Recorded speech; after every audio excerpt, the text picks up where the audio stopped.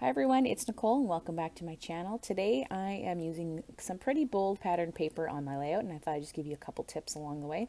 You can see here I have this really fun background from the Color Study Collection by Vicki Boutin, and I've die cut out this kind of like black chalk effect paper, some titles on my silhouette. This was a free cut file that you could have gotten on National Scrapbook Day from Just Nick Studio. It is available on their website now for purchase, and it has this really cool heart shape as well as the sentiments. And I've just cut them out in multiple, pieces on the black, just so I can use that on my page. Whenever I'm using a really bold background like this one, where you can see it has multiple colors, big pattern, this one's really color blocked. You really want to be careful, I think, how much other stuff you put on as well as where you put it. So the first thing I did is I'm being mindful of where I'm going to put my photos. I am going to put them along that line there that's already naturally on the paper. And I did go around off camera before I started and stitched on my sewing machine around that circle just to add some dimension. I am going to I'm going to add more paper to this layout, obviously a lot of actually bold colors.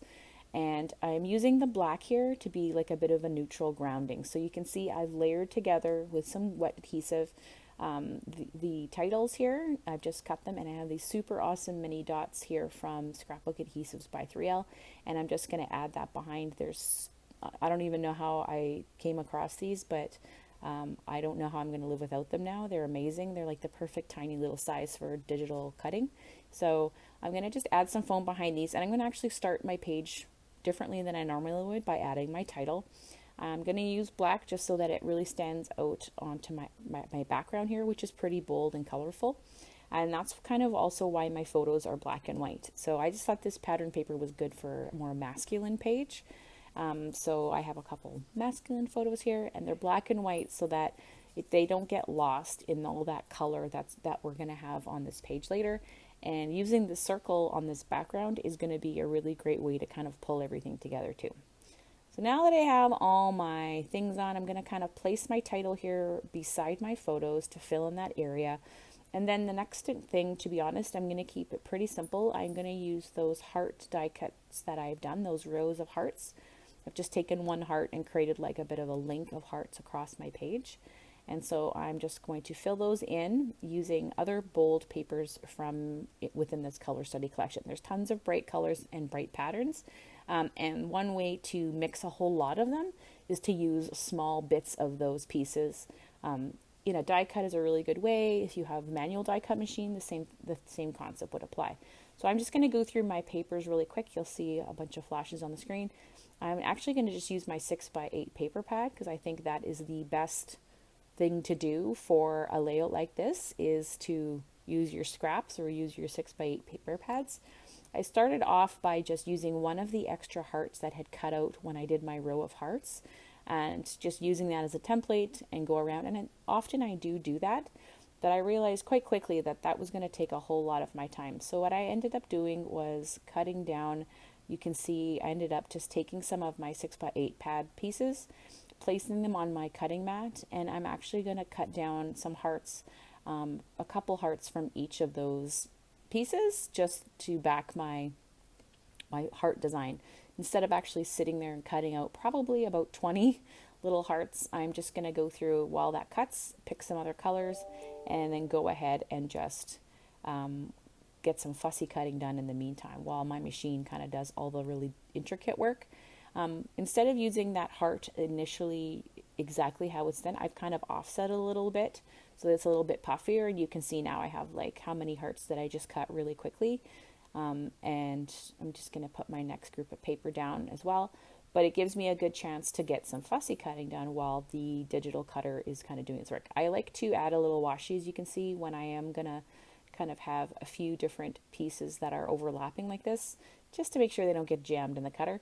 But I do know I want to add some pie charts to this layout, so I'm going to go ahead and just fussy cut out a few small, medium, and large pie charts from this vellum paper, and that I'll be using for some embellishments on my page. The good thing about the pie charts is they have a lot of little bits of each color that I'm going to be using, so it's actually going to help draw all the colors together in a nice cohesive way. So you see, it didn't take very long to cut those hearts, and I only got a few pie charts fussy cut in the meantime.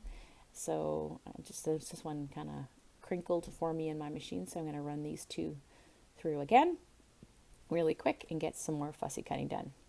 So this will make much quicker work for me once I start actually sticking the hearts down to the back of the heart cut file. And I am going to use liquid glue for doing that.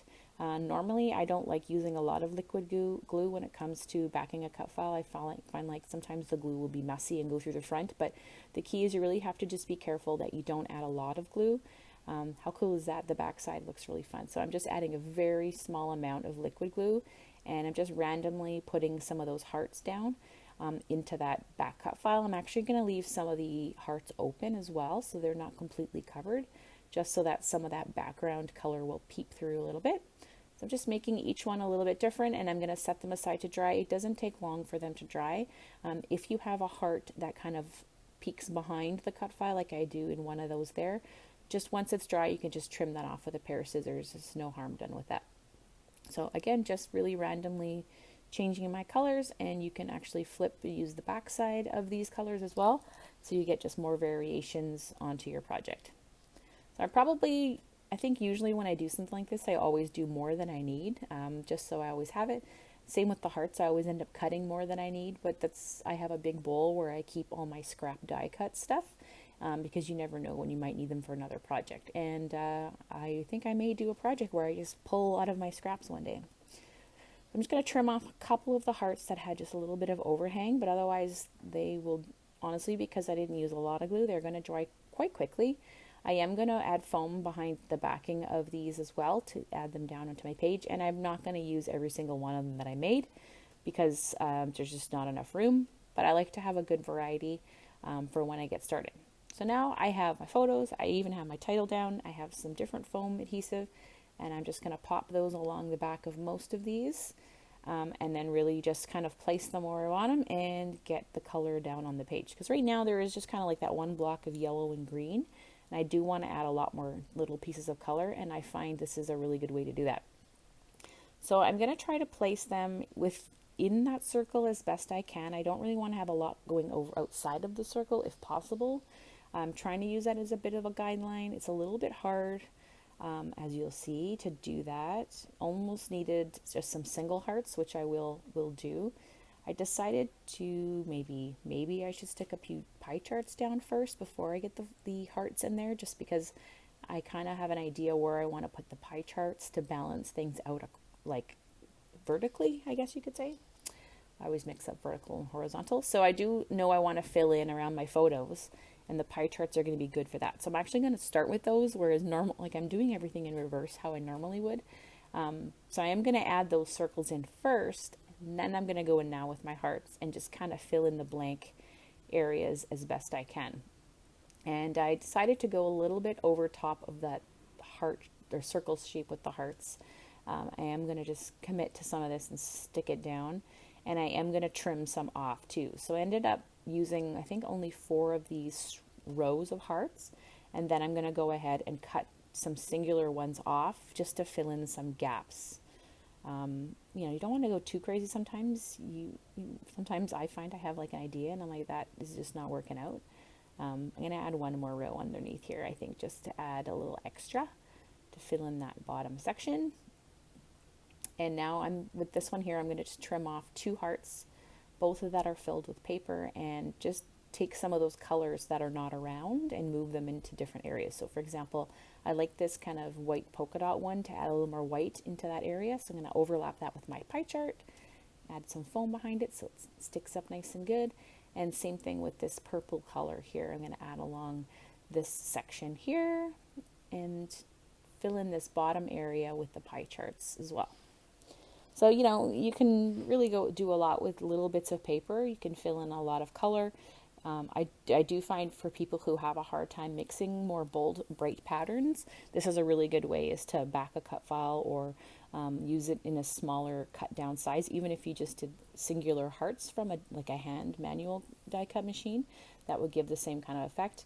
I did add a couple more little pie charts in there just to fill in some of the gaps. And just a little bit more black ink. I find, even though there's a lot of black on this page, I wanted to add just a little dusting to the green area. But I wasn't really happy with the title now because I felt like it kind of got lost in all those hearts. So I thought about, I'm just going to die cut again the title using a couple different papers just to see if that will make the title pop a little bit more. So I'm going to do one here with this pink, because I think it's a really fun pink color, and then I'm going to do one with just plain white. I think just to bring in a little more white, because we do have some white patterns in those hearts, and I think that that is probably a good possibility of what I want to do. So I'm just going to make some floofing of my page while I wait for those to cut. And then I kind of have some options of what I want to do. So I thought about the pink, and yes, pink is for masculine pages too. I do believe that. And I thought, I don't know, still not sold on the pink, even though I like the pink. I think blue or the navy would have been too dark. I thought about changing the whole title. I think that's a little too much with the pink. So I really want to see how the white turns out. So in the meantime, I'm going to continue embellishing, just adding some sentiment stickers and some stickers from this die cut pack. So you can see I have the white there that I'm going to use, and I end up going with the white instead of the pink. I think the black with the white U is what I end up going with, and I'm just adding, like, again, a layer of little bit of ink or not ink, glue, and then adding that U on top. And I feel like that just pops a little bit more than it did before. And I'm kind of happy about that. And the good thing about this is when you cut the paper, I think I have 3 or 4 layers of paper now. It's really got the thickness of chipboard, so it kind of really stands out quite a bit. A couple more of these gold circle stickers just to fill in, of course, a little photo tab by my photo, as I like to do a lot. I love these stickers. I will use them all up, I am sure. There's a lot of fun embellishments too. I thought about using some of these puffy stickers. So I'm going to add a couple stars, just not a lot, just in and around my photos. I feel like that's really good for masculine pages. But here are some close-ups of how things turned out. You can see all those bold colors in the cut file. I love that black hello with that almost like crayon erased, it's hard to explain, background. It's not totally black. So I hope you've enjoyed this one, and I will see you again next week. Bye-bye.